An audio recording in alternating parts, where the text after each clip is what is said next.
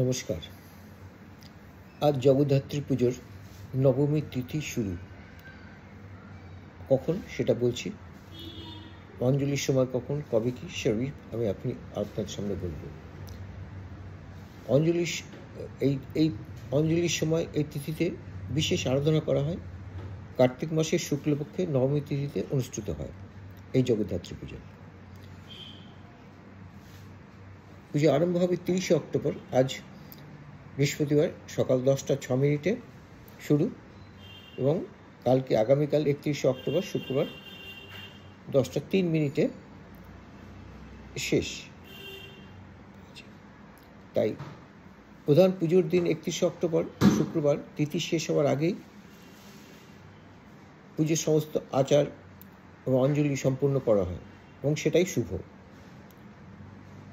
অঞ্জলি শুক্রবার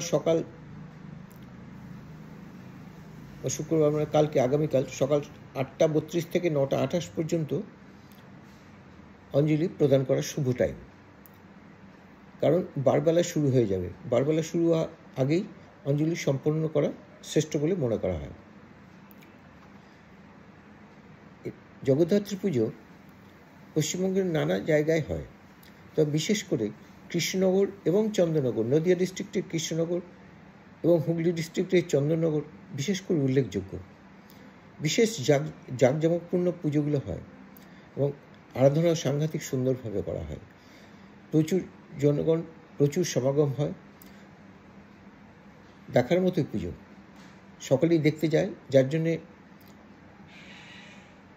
ট্রেন চলাচলের ব্যবস্থাও রেখে দেওয়া হয়, যাতে সারা রাত ধরে লোকে দেখতে পারে। এত ভিড় হয়, সেই জন্য রেলওয়ে সার্ভিসটা ওপেন থাকে সারা রাত। যেমন কৃষ্ণনগরে যেতে গেলে কৃষ্ণনগর লোকালও আপনি পাবেন, সারা রাত খোলা থাকবে, এবং চন্দননগরে যেতে গেলে ব্যান্ডের লোকালও আপনি পাবেন, চন্দননগরে ঘুরে আসতে পারবেন। আর এই দেবীকে পুজো করা হয়, এই তিথিতে পুজো করলে কী লাভ হয়? কর্মক্ষেত্রে সাফল্য হয়, মানসিক শান্তি হয়, সংসারে সকল রকম বাধা বিপত্তি দূর হয়। এই পুজোর মেইন উদ্দেশ্য হলো, এই পুজো মূলত ধৈর্য বাড়ায়, শক্তি বাড়ায় ও অহংকার বিনাশের প্রতীক। তাই দেবীর সন্তুষ্টির জন্য অনেকে এই সময় পুজোর উপবাস পালন করে থাকেন।